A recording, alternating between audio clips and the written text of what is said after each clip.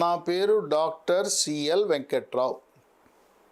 ఈ మధ్యకాలంలో ఎక్కడ చూసినా, ఏ ఇంట్లో చూసినా కనీసం ఇంట్లో ఒకరు మధుమేహ వ్యాధి, డయాబెటీస్ ఉన్నవాళ్ళు కనపడుతున్నారు. మన దక్షిణ భారతదేశంలో తెలుగు రాష్ట్రాలలో 100 మందిలో 15 మందికి షుగర్ వ్యాధి వస్తూ ఉంది. ఈ షుగర్ వ్యాధి వచ్చినా సరైన ఆహార నియమాలు పాటించకుండా నిర్లక్ష్యం చేయటం వల్ల అనేక అనర్థాలకు గురవుతున్నారు. షుగరు నియంత్రణ సరిగా చేయకపోతే దాని ప్రభావం కంటిపై ఉంటుంది, గుండెపై ఉంటుంది, మెదడుపై ఉంటుంది, కాలేయంపై ఉంటుంది, మూత్రపిండాలపై ఉంటుంది, కాళ్లకు రక్తము సరఫరా చేసే రక్తనాళాలపై ఉంటుంది, పురుషాంగానికి రక్తము సరఫరా చేసే రక్తనాళాలపై కాకుండా పురుషాంగము గట్టిపడటానికి, అంగస్తంభనం జరగటానికి అక్కడ సరఫరా చేసే నాడీ మండల వ్యవస్థపై కూడా ప్రభావం పడుతుంది. షుగర్ ఉన్నప్పుడు దాన్ని మనం తేలిగ్గా తీసుకోకూడదు. షుగర్ ఉందని తెలిసినా చక్కెర మానరు, చక్కెరను వదలరు. బెల్లం, చక్కెర, తేనె వాడకూడదు. స్వీట్లు శాశ్వతంగా మనం వాటిని వాడకం మానేయాలి. ట్యాబ్లెట్లు కూడా ఒకరోజు వేసుకుంటారు, ఒకరోజు వేసుకోరు. పొద్దున వేసుకుంటే సాయంత్రం వేసుకోరు. తర్వాత బరువు తగ్గాలి. బరువు తగ్గితే షుగర్ నియంత్రణ బాగా జరుగుతుంది. యోగా, ప్రాణాయామము, ధ్యానము, వ్యాయామం చేయటం వల్ల షుగర్ నియంత్రణ బాగా జరుగుతుంది. అసలు షుగర్ నియంత్రణ సరిగా జరగటం లేదు. చాలా ఎక్కువ షుగర్ ఉందని తెలిపే 10 రకాల సంకేతాలు ఉన్నాయి. ఈ 10 సంకేతాలలో ఏది కనపడినా మీ షుగర్ నియంత్రణ సరిగా లేదని అర్థమవుతుంది. ప్రతిరోజు కానీ 2 రోజులకు ఒకసారి కానీ మన ఇంట్లోనే గ్లూకోమీటర్ అనే పరికరము కొనుగోలు చేసి ఇంట్లోనే రక్త పరీక్ష చేసుకొని చూసుకోవాలి. 3 నెలలకు ఒకసారి గత 3 నెలల్లో షుగర్ నియంత్రణ ఎలా ఉందో తెలుసుకునే పరీక్ష గ్లైకేటెడ్ హీమోగ్లోబిన్ HbA1c అనే పరీక్ష తప్పనిసరిగా చేసుకోవాలి. అది 6.5 కంటే తక్కువ ఉండేలా చూసుకోవాలి. 10 రకాల సంకేతాలు మనకు షుగర్ నియంత్రణలో లేదని తెలియపరిచే దాంట్లో మొట్టమొదటిది దాహం ఎక్కువ అవుతుంది, దోపు అవుతుంది, పెదాలు ఎండిపోతాయి, నాలుక ఎండిపోతుంది, ఎన్ని నీళ్లు తాగినా కూడా దప్పిక అనేది తీరదు. ఇక 2, షుగరు నియంత్రణ సరిగా లేనివారు HbA1c కొంతమందికి 8, 9, 10 కూడా ఉంటుంది. తప్పనిసరిగా 6.5 కంటే తక్కువ ఉండేలా చూసుకోండి. ఈ HbA1c నియంత్రణలో లేకపోతే పురుషాంగం కూడా సరిగా పనిచేయదు, అంగస్తంభనం సరిగా జరగదు, శీఘ్ర స్ఖలనానికి దారి తీస్తుంది, త్వరగా అవుట్ అయిపోతుంది. రతిక్రీడలో మీరు తృప్తి పొందలేరు. అదే కాకుండా పిల్లలు కావాలనుకునే వాళ్ళకి వీర్యకణాల ఉత్పత్తిలో కూడా సమస్యలు ఉత్పన్నమవుతాయి. కనుక HbA1cని నియంత్రణలో ఉంచుకునేలా మీరు ఆహార నియమాలు పాటించండి. 3, తరచుగా మూత్రానికి వెళ్ళాలని అనిపిస్తుంది. గంటకు మూత్రం వస్తుంటుంది. ఎక్కువగా వస్తుంది, తరచుగా వస్తుంది. ఎక్కువ మూత్రం బయటికి పోతూ ఉంటుంది, అలాగే గంటకి వెళ్ళాల్సి వస్తుంది. ఇక 4, కళ్ళల్లో కొంచెం మసక వస్తుంది. ఆ కళ్ళ మసక ఎందుకు వస్తుందంటే కంటి లోపల లెన్స్ ఒకటి ఉంటుంది, దాన్ని కటకం అంటారు. ఆ కటకంలో నీరు చేరటం వల్ల మసక వస్తుంది. కంటి మసక షుగరు నియంత్రణ సరిగా లేదని మనకు తెలియజెప్తుంది.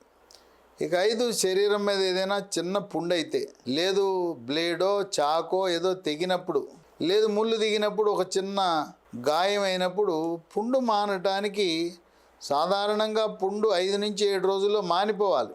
షుగరు నియంత్రణ సరిగా లేనప్పుడు 2 వారాలైనా 3 వారాలైనా పుండు మానదు. ఇక 6, స్త్రీలకు తెల్లబట్ట అవుతుంది. తెల్లబట్ట అంటే పెరుగులా ఉంటుంది, వాసనతో కూడుకుని ఉంటుంది, యోని మార్గము చుట్టుపక్కల దురద ఉంటుంది. పురుషులకు స్త్రీలకు కూడా షుగర్ నియంత్రణలో లేనప్పుడు మూత్రంలో చీము కణాలు అధికంగా ఉంటాయి, సూక్ష్మజీవులు అధికంగా ఉంటాయి. మూత్ర విసర్జన చేసేటప్పుడు మంట, చురుకు ఇవి మనం యూరిన్ ఇన్ఫెక్షన్స్ వల్ల వస్తుంటాయి.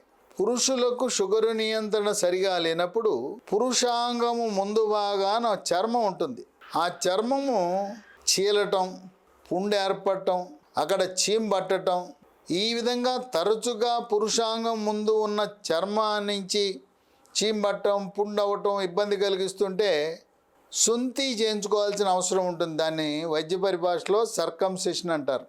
7 చర్మం మీద ఈ ఫంగస్ అంటాం, గోళ్ళకి, కాలి గోళ్లకు, చేతి గోళ్లకు పుచ్చిపోతాయి, గోళ్ళు పుచ్చిపోతాయి. చర్మం మీద మనం గజ్జి, తామర వస్తుంది, చర్మం పొడిగా మారుతుంది, దురద పుడుతుంటుంది, దద్దుర్లు కూడా వచ్చే అవకాశం ఉంది. 8 అరిచేతులు, అరికాళ్ళు మంటలు, తిమ్మెర్లు, స్పర్శ కోల్పోవటం, చెప్పులు వేసుకుని నడుస్తున్నప్పుడు చెప్పులు జారిపోవటం కూడా జరుగుతుంటుంది. కొన్ని సందర్భాల్లో కాళ్ళు మొద్దుబారిపోతాయి. ఇవన్నీ కూడా షుగర్ నియంత్రణ సరిగా లేనప్పుడు జరుగుతాయి. 9 తీవ్రమైన బలహీనత, వీక్నెస్, చేతకాకపోవటం, ఏ పని చేయాలన్నా ఆసక్తి లేకపోవటం, ఈ తీవ్రమైన నీరసం అనేది షుగరు నియంత్రణ సరిగా జరగనప్పుడు జరుగుతుంటుంది. ఇక 10 షుగర్ నియంత్రణ సరిగా లేనప్పుడు ఆకలి చాలా తీవ్రంగా ఉంటుంది. తిన్న గంటకే మళ్ళీ ఆకలిస్తుంది, ఏదో ఒకటి చిరుతిండ్లు తినాలనే కోరిక కలుగుతుంది. ఈ తీవ్రమైన ఆకలి ఇది షుగరు నియంత్రణ సరిగా జరగటం లేదని మనకు ఒక సంకేతం వస్తుంది. ఈ 10 రకాల సంకేతాలలో ఏది కనపడినా డయాబెటిస్, మధుమేహ వ్యాధి ఉన్నవారు షుగరు నియంత్రణ సరిగా లేదని గమనించండి. ఆహార నియమాలు కఠోరంగా పాటించవలసిన అవసరం ఉంది. ఫ్రైలు, రోస్ట్లు, ఇగురు కూరలు తినే కంటే పులుసు కూర, పాలు పోసిన కూరలు, కర్రీ టైప్లో అటువంటి వండుకొని తినటం షుగర్ వ్యాధిగ్రస్తులకు మంచిది. రోస్టు, ఫ్రై చేసినప్పుడు, ఈ ఇగురు కూరలా వండినప్పుడు మనం తీసుకునే కూరగాయలు, శాకాహారము, మాంసాహారంలో ఉండే విటమిన్లు, ఖనిజ లవణాలు అన్నీ కూడా నిర్వీర్యం అయిపోయి నిరర్ధకంగా మారి మన శరీరానికి ఉపయోగపడకుండా పోతాయి. పూర్తిగా విటమిన్లు, ఖనిజ లవణాలు నశించిపోతాయి, కేవలం రుచి మాత్రమే మిగులుతుంది. తెల్లగా మల్లెపూలా ఉండే అన్నం తినద్దు. అసలు అన్నం మానేస్తే మంచిది. గోధుమలతో చేసిన రొట్టెలు కానీ, గోధుమ రవ్వతో చేసిన ఉప్మా కానీ, గోధుమ అన్నం కూడా మంచిది కాదు. చిరుధాన్యాలు, రాగి, జొన్న, సజ్జ, కొర్రలు, అరిగెలు, సామెలు, వాటితో చేసిన అన్నం కానీ, జావలు కానీ, రొట్టెలు కానీ మంచిది. ఈ చిరుధాన్యాలన్నింటిలోకెళ్ళి కూడా మంచిది రాగి. రాగి అన్నం కానీ, రాగి ముద్ద, రాగి రొట్టె, రాగి జావా దాన్ని వినియోగించడం ఆరోగ్యకరం. వీటితో పాటు కినోవా ధాన్యం, ఓట్స్ కూడా చాలా మేలు చేస్తాయి. కూరలు అధికంగా వాడాలి. అన్నము వాడవలసి వస్తే బ్రౌన్ రైస్ మాత్రమే వాడాలి. మణిపూర్లో పండించే, ప్రస్తుతం ఆ తెలుగు రాష్ట్రాల్లో కూడా పండిస్తున్న నల్ల బియ్యం, బ్లాక్ రైస్ కూడా డయాబెటీస్, మధుమేహ వ్యాధి ఉన్నవారికి చాలా మేలు చేస్తుంది. మనము ఈ 10 సంకేతాలలో ఏవి కనపడినా వెంటనే స్పందించి తగు జాగ్రత్తలు తీసుకోకపోతే మన అవయవాలు పాడైపోయే అవకాశం ఉందని గమనించండి.